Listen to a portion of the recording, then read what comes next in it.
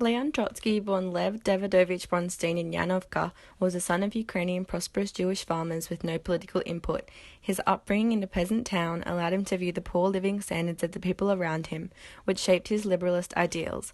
His school life in Odessa introduced him to socialist students, and his academic skills were recognized when in 1985 he moved from his school to Nekoloviv to attend university, where he began to embrace the Narodniki movement, which sought to spread socialism throughout the peasantry.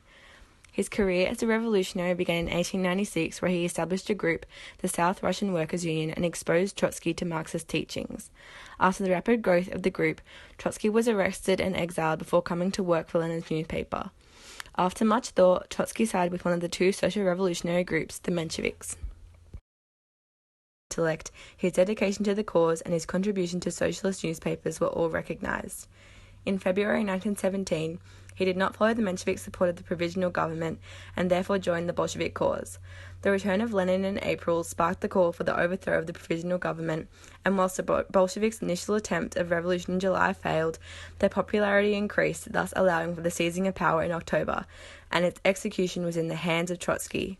He played a significant role in recruiting, arming, and disciplining the Bolshevik Red Guards, and in October stormed the Winter Palace.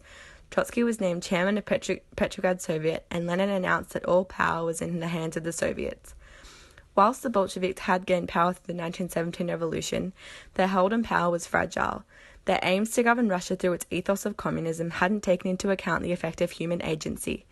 Lenin and Trotsky's pragmatism in dealing with the problems faced by Russia ensured the consolidation of power. His Commissar for Foreign Affairs meant that he led the peace delegations between Germany and Russia, and his ability to sacrifice his ideology for the good of the party was placed under view when he sided with Lenin with his peace at all costs method.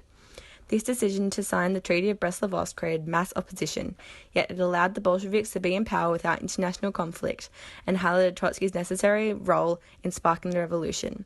His further significance can be seen through his role as Commissar for War, in which he again abandoned his ideology to ensure a communist victory. His tension between theory and practice for the survival of the revolution is recognized. Without Trotsky, there will no longer be the international movement for revolution. After Lenin's death in 1924, there was a number of tactical moves in the competition for leadership of the Bolshevik Party between Trotsky and Stalin.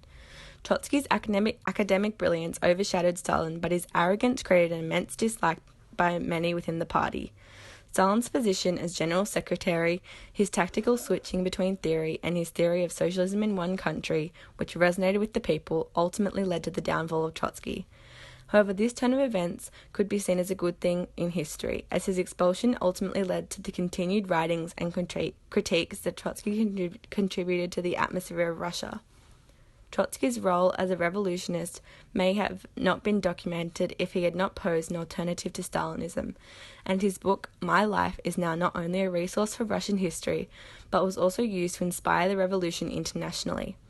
His writings and oral speeches created an international legacy that highlights his significant role throughout the Bolshevik revolutionary progress.